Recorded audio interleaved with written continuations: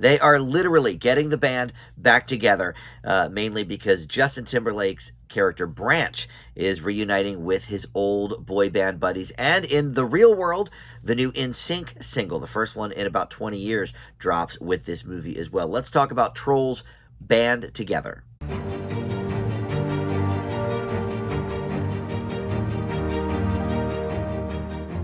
Hey guys, Dan here. This is Dan Reviews It. Welcome to my spoiler-free review for the new Trolls movie. This is the third one now in the franchise, following up 2020's Trolls World Tour, which I thought was a bit lackluster. The first one I liked, good enough. But this new one is called Band Together, and it focuses on the Justin Timberlake character Branch reuniting with his old boy band mates, which we've never heard about till now. We didn't know anything about them. But it obviously is a metaphor for Justin Timberlake's real life, etc. So I'll launch into all the specifics here of the movie in just a second. But first, let me welcome you into Dan Reviews It. Thank you for finding this video. We do movie and TV reviews here, and just about every day I do try to post something new for you. So check out the subscribe button. Would love to have you hit that. And, you know, if you don't want to do that, just like this video. That helps out tremendously as well. All right, so I was, like I said, an okay fan of the first movie. I don't love any of these things, but you know, the first one was fine. Second one, I did not really care for that much. This one, I think we're going even further down. Now, on the positive side, I will say that this franchise, I think, knows what its audience wants. And that would be reflected in the Rotten Tomatoes score, because even though critically it's a little more mixed, audiences have it at 91%. So obviously, you know, it knows what it is, and it knows what the fans of the franchise want. However, for me, who is somebody a little bit more on the fence with this franchise, I found this exhausting. And it wasn't even a full 90 minutes. It's very short. Look, we have, like I said many times, Justin Timberlake, but you also have a lot of returning people, including Anna Kendrick as Poppy, and, you know, some of the other smaller roles return. But we have a lot of new people here as well, just like in the last movie, which, by the way, didn't play into this at all. Nobody that they gathered from the last movie, I think, you know what? I shouldn't say that, because I was a little bit late. I missed like 1 minute of the movie. So there may have been some kind of sweeping group shot. It starts with a wedding scene. So, okay, maybe some of those characters were in there. But yeah, they basically acted like they didn't exist from the second movie. But so Kenan Thompson reprises his role as well, as Tiny Diamond. But we have a lot of new people here, including the whole boy band thing, because I don't know, stupidly, I guess I thought they would be voiced by the Nsync members. Joey Fatone obviously has done some acting and hosting of shows. The other ones I don't know. I mean, Lance Bass, you know, I don't know if he acts that much, but he's, you know, he's a personality for sure.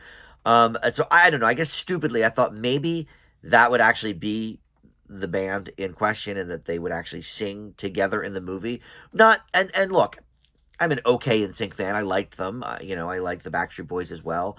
But, you know, I wouldn't go to this movie just to see a big Nsync reunion. But I did think they would be voicing the characters. I don't know why I thought that. It's Hollywood. Why would that ever happen?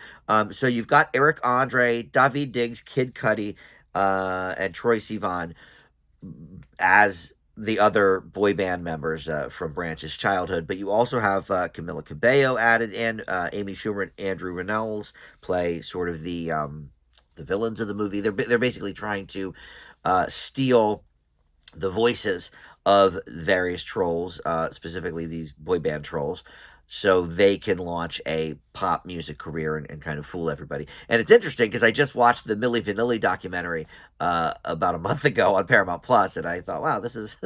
I remember, you know, sort of taking credit for a voice that's not yours. But anyway, they're fine. I mean, everybody's fine, but this is not the kind of series that I'm ever, like, blown away by. It's all too... in your face, too colorful, too much, you know, with the one-liners, and there's never a lot of character development. And look, you know, for a movie like this, maybe that's enough for a lot of people. And my nephews are a little too old for this now. They're more into the sort of PG-13 type of movie now, the superhero movies, and that kind of thing. This did not interest my nephews at all, so I didn't really see it with my boys, which maybe would have colored my thoughts if they liked it.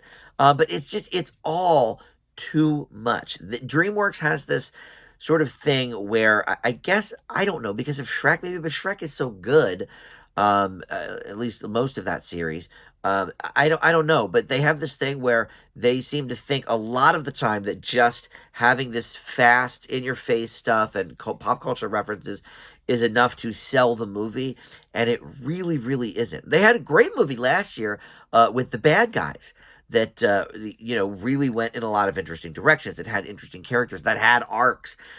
In this, it's some music numbers and a little bit of a travel movie, which they already did last year, or last movie with the World Tour. So, we already did kind of the road trip thing. I don't know. This movie just did not do it for me. But I will give it a little bit of credit. I will give it a slight uptick in the grade because I do think, much like say a Fast and Furious, where the movie is not very good, but it knows what its audience wants. It gives the audience what it wants. And so for that audience, this movie is going to be something memorable and, maybe something to even watch over and over again. I can't imagine watching this a second time. I thought this was horrible. But I will give it, like I said, a slight uptick because it at least knows what its audience wants. And there is something to be said for that. I leave Trolls Band Together with a D+. All right. Thank you for watching. And we'll see you next time on Dan Reviews It. Bye.